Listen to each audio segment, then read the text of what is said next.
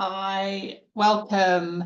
I'm Tracy from Open Minds Mental Health, and this is a short instructional video about how you manage and support people with their wellbeing and mental health if you're running a business.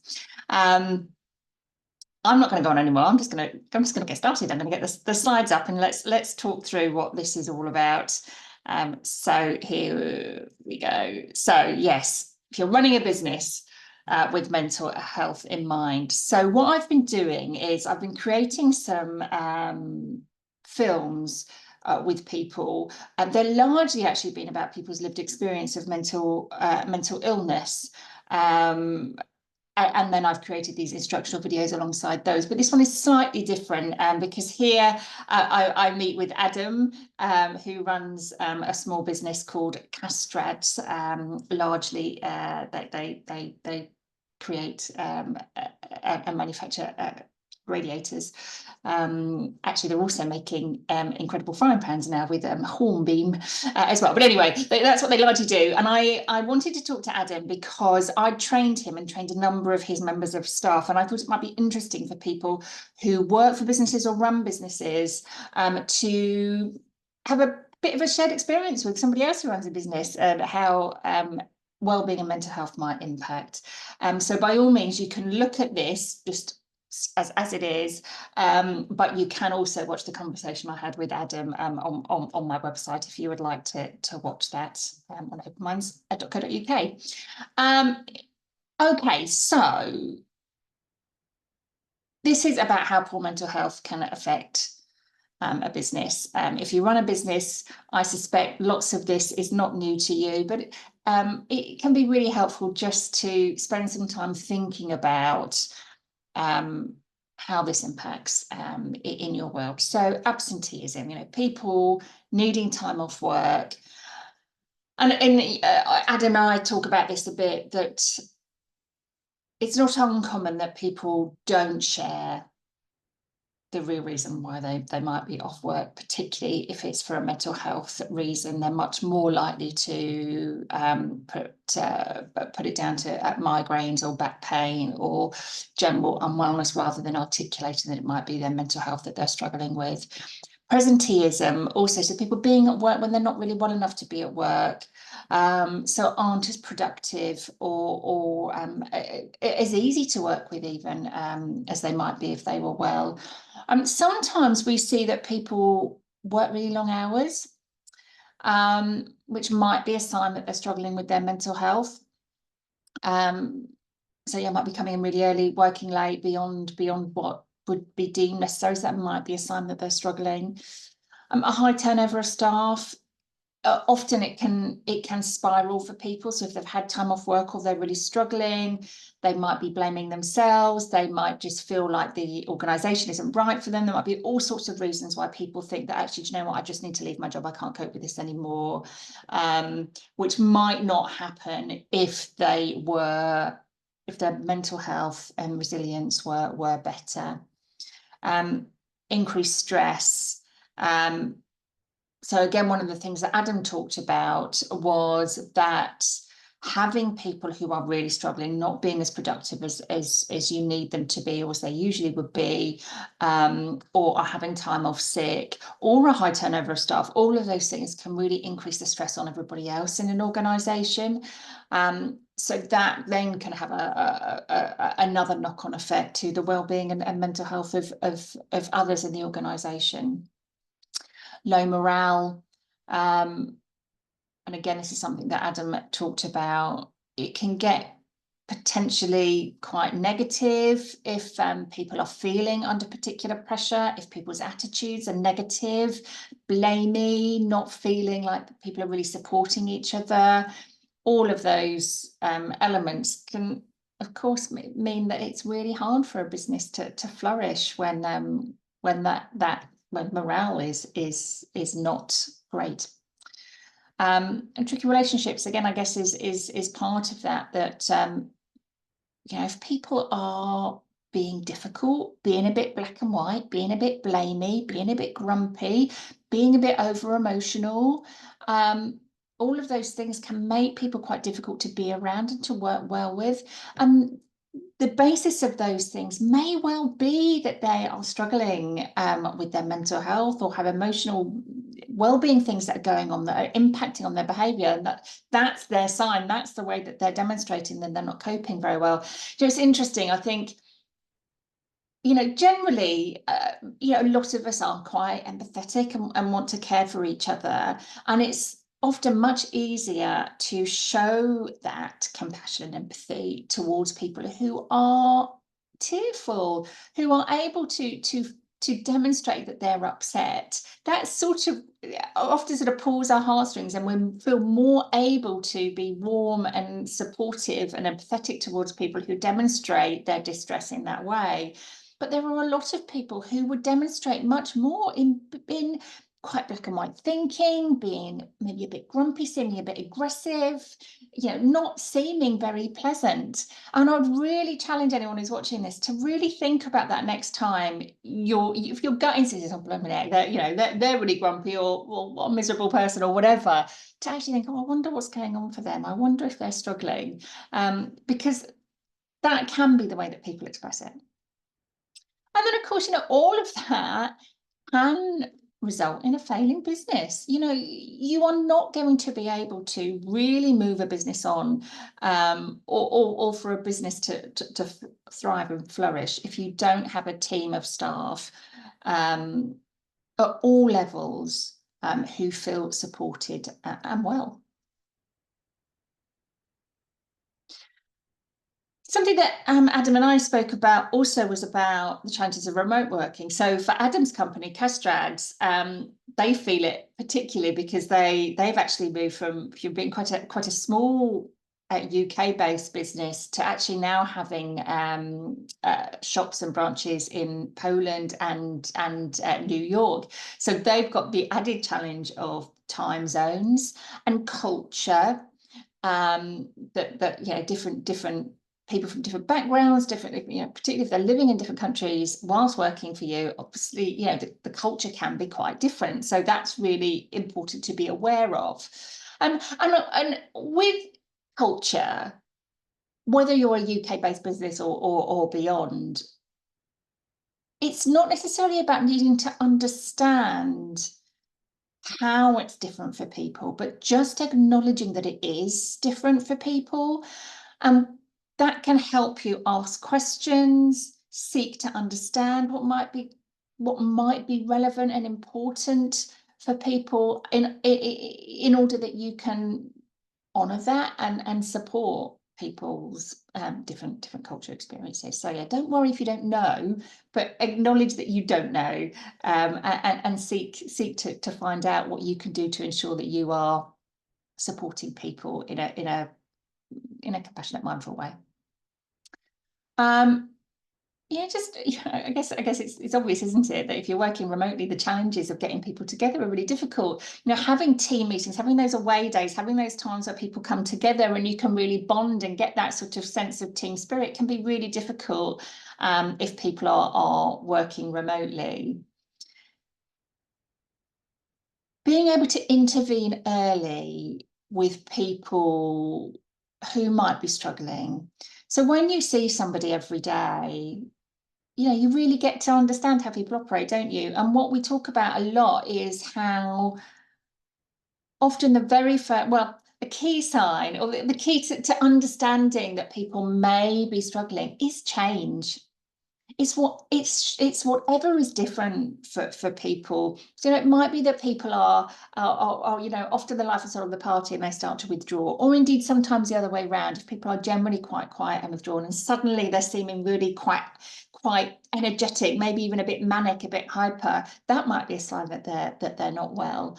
But people maybe just sometimes people's body language. There are very physical and things that you can be aware of when you're around somebody all the time. But of course, when you're not, it's more difficult to spot those things. You might well spot that people don't respond to emails as in as timely a manner as they usually would. But maybe they're having their cameras off at meetings. They're not answering their phone. Maybe they're not as efficient or as accurate as they usually are. People might drop out of WhatsApp chats, not meeting for coffee or whatever that they might do. So there are certainly ways that you can try to be mindful of what signs might be there when people are remote working, but it's certainly it's something you need to be, I think, a little bit more mindful of than you would naturally if you're seeing people every day. People can really experience isolation with working remotely. It could be that people don't see people for days on end. And I think we became very aware of this during COVID, didn't we? But actually, for a lot of people, it's continued. For lots of people, hybrid working from home works really, really well, and they really enjoy it. But for others, they really mourn that. And even where you've got hybrid working, for some people, it doesn't feel the same. It's not everybody together all the time. It's different. They'll go in, but maybe their whole team won't be there, or there just won't be so many people around. So some people do certainly experience isolation and increased anxiety. So again, I think it can be quite challenging for people for all sorts of reasons, but particularly post-COVID, increased anxiety about being in social situations, using public transport, feeling like you have to be somewhere for 8 hours at a time, dealing with people that you may not be used to dealing with. That can really cause increased anxiety. And as employers and colleagues, we need to again understand that that's a real thing for some people, and to help people find a way of not letting anxiety really limit their lives and cause that increased anxiety and isolation, to help them find a way to build more and more their ability to be out and around people and deal with anxiety. Or indeed, it might well be that they need medical support if their anxiety is really becoming quite life-limiting for them. So they're the challenges that people can face, and the challenges you can face as colleagues and businesses when you are supporting people that you don't see every day. So what can we do? And we've talked a little bit already about the sorts of things that we can do, but one of the things that Adam was really quite clear about in our conversation was how important culture is for your organisation. Do people know what your culture is?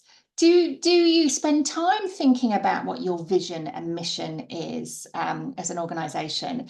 I've run organisations, and I have to say it was something that I learned that felt really, really important, that we got together as a team once a year and we looked at our vision statement and said, is this what we're about? Do we all still believe this? Does this need looking at again? And if we did think that vision was, or we tweaked it or whatever, then we thought, okay, so what's our mission then? How do we create that? And then that filters down for everything in your organisation. And what we've got here, being clear from the beginning. So again, one of the things that Adam talked about was the importance of getting the right people in your organisation. And that starts right from the recruitment process. In fact, I would say it starts even before the recruitment process. So the next one here is policies and procedures. And Adam said, and I'm sure lots of people would agree, that policies and procedures, they're no use as paper exercises. They're only worth doing if it really helps you understand what you want to achieve in your organisation and how you could go about doing that. And so it is a good place to start. I'd say vision, mission first, and then think about how you incorporate that in the ways that you run your business. And often people are quite intimidated by the whole idea of policies and procedures. I am too, a bit, to be honest. I do sometimes worry that when I create something, it doesn't look very professional, but it doesn't matter how it looks. What matters is what's at the heart of it. And so being explicit in your job adverts that you welcome people with lived experience of mental health issues or mental illness to apply, that you are an organisation that embraces difference and encourages people to be their whole selves in the workplace. Those messages can really say a huge amount about the culture of your organisation. And within your organisation, raising awareness. So there are loads of awareness days, aren't there, about all sorts of things. And I have to say, I'm a little bit skeptical about awareness days, because I think lots of businesses use them as a way of all wearing yellow t-shirts, take a photo, put it on social media, and make it look like you're doing something positive. And that's not positive. But I think it's important that with awareness, it's more than a tick box exercise, that we really do what we can to give people the skills and the support to be able to understand better how to keep themselves well and those around them. And that can be offering training. It's my bread and butter. So I know that I'm biased, and we're going to talk a little bit more about training, I think, in a minute. But training can be such an important element of helping an organisation thrive. But we'll come back to that. And then I've put at the bottom here, share stories. I just think stories are so powerful. I think if you're an organisation where your chief exec writes something in your staff newsletter or on the website or whatever, and explains their relationship to mental illness, either maybe they've experienced a period of mental illness themselves, or maybe still experiencing mental ill health, or someone close to them has. I think sharing those sorts of stories really enables people to think, oh wow, well actually, if somebody who is as successful and seems so incredibly together can have experienced something like that and be able to share it, then actually, do you know what? It would be all right if I asked for help. It would be okay if I went to my doctor and said that I'm struggling, or spoke to my line manager and said that I'm struggling. And that can really help ensure that people feel supported in an organisation that they want to thrive in, that they want to really support and make a success, can make a real difference. So that's why I've started doing these films, that whole stories bit. So yeah, please do have a look on the website and witness some other people's stories if that feels something that's of interest to you. So why train then? So again, I know that I'm biased because this is what I do. But the privilege of doing what I do is that I really see the difference it makes. So with training, the feedback we get, both written in our evaluations, but also in what people say, is increased confidence. So, people often know that something's not right, or might be concerned about somebody in their private lives or at work. But they don't know how to approach it. They don't know how to deal with it. They're worried about making things worse. They don't want to use the wrong language. Lots of things can stop people approaching and supporting people, particularly at an early stage when you sort of think, oh gosh, that's a little bit odd. Oh, well, I'll just wait and see how things pan out. Which can be a real shame, because actually early help can make a real difference. So yeah, people often feel much more confident having gone through some training. I think as an organisation, if you're offering training to your staff, then that shows that you really care and you want to create a culture that cares for your staff and each other. And so all of that does work towards improving culture, improving morale, improving staff retention and productivity, all the things that we talked about at the beginning that can be the detrimental impacts of having an organisation where mental health or mental illness and a lack of well-being can build.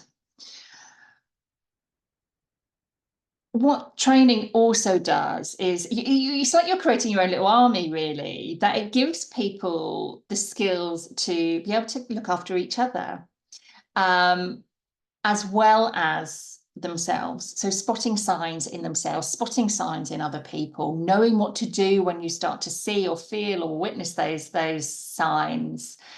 And something that Adam said, which again I just think is really important if you're running a business, it's about doing the right thing. It's not always about doing what needs to be done.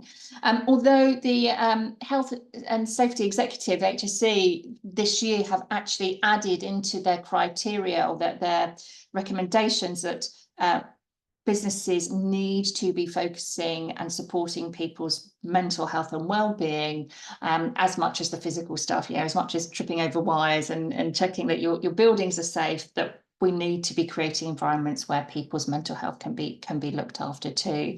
So so there is more and more of an acknowledgement and a procedural responsibility to be looking after people's mental health, but actually ultimately it's about doing the right thing, and doing the right thing will benefit the individuals and families that work with you, as well as your business. So there are all sorts of reasons why training can really help. One of the things we talked about with Adam as well was about our leaders. Something I've always been really conscious of is that often our managers and our leaders feel that their job is to look after the people that that they are supposed to look after, and so then who's looking up and who's looking after them? Adam said something really interesting that I'd never heard of before. He was talking about that pyramid, so we often talk about leaders being at the top of organizations, but actually he was saying something that in Japan it's the other way around, that leaders actually have the weight of their organizations, their staff on their shoulders, so actually they're at the bottom of the triangle. And I thought that's a beautiful image, and I think that's what a lot of leaders feel. They feel very much that their job, actually, whether it's the head of a family or the head of a business, that your job is to look after others and not necessarily to receive care or indeed feel able to ask for it.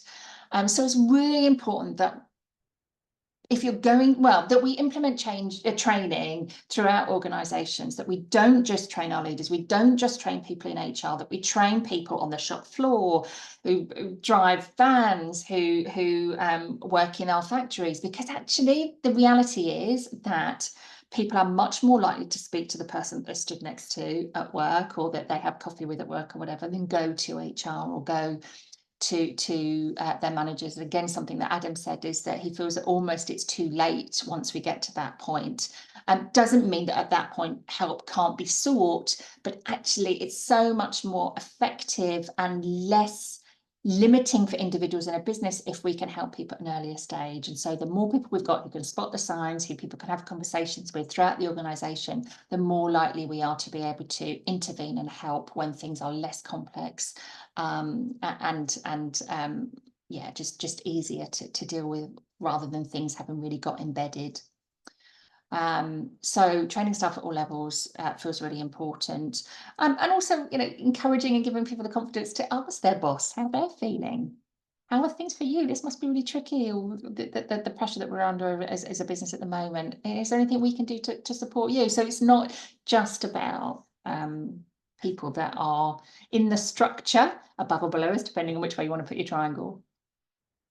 In terms of training, there's different, so I mean there's lots of training out there. I work with Mental Health First Aid England, who offer certified training that's really well recognised, and I think just beautifully designed and put together.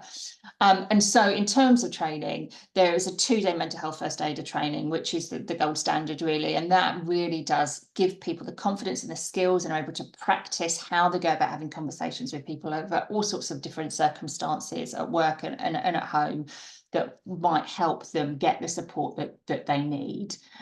It's very much like physical first aiders, and actually the target is that organisations really should have 1 in 10 of their staff trained as mental health first aiders.